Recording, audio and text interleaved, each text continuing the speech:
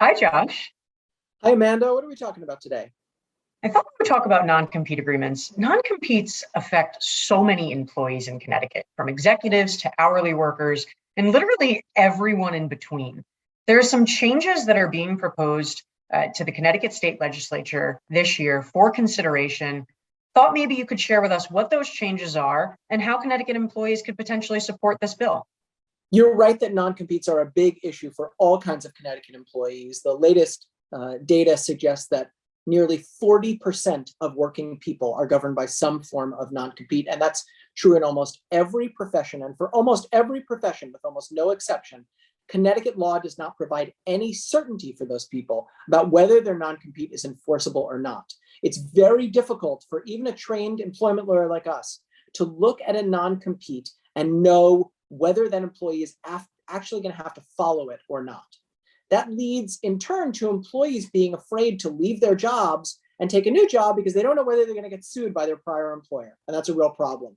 There is a bill currently pending in the Connecticut General Assembly to reform this issue of non-compete law in Connecticut. It is House Bill 5249, again, HB 5249, and it would be a huge improvement for Connecticut employees in a number of ways. I'm just going to name three of them. First, it would impose substantive restrictions on non-competes. The default would be they only apply for 1 year, they only apply in the geographic territory where the employee worked, and they only apply to the kinds of work that the employee did. If not, they're totally unenforceable.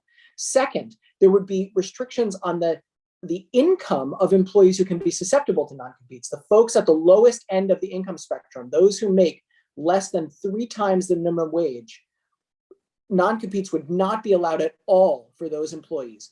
And third, employees would receive notice of non-competes ahead of having to sign them. Too often, employees are presented with non-competes right on their first day of work, having never heard before. They're going to be asked to sign them and having already left their previous job, which in turn means they basically have no leverage to negotiate the non-compete. This bill would require notice. So for those 3 reasons and many more, HB 5249 would be great for all Connecticut workers. So if you work in Connecticut, consider calling your legislator to support this bill. Legislators really care about what their constituents think. Google Find My Legislator, pick up the phone or send them an email. Your elected officials should represent you. And if you work in Connecticut, you should care about this issue. I strongly encourage you to get involved. Again, HB 5249 to reform the system of non-competes in Connecticut. Such important information. Thank you so much for sharing. Thanks for watching. I was afraid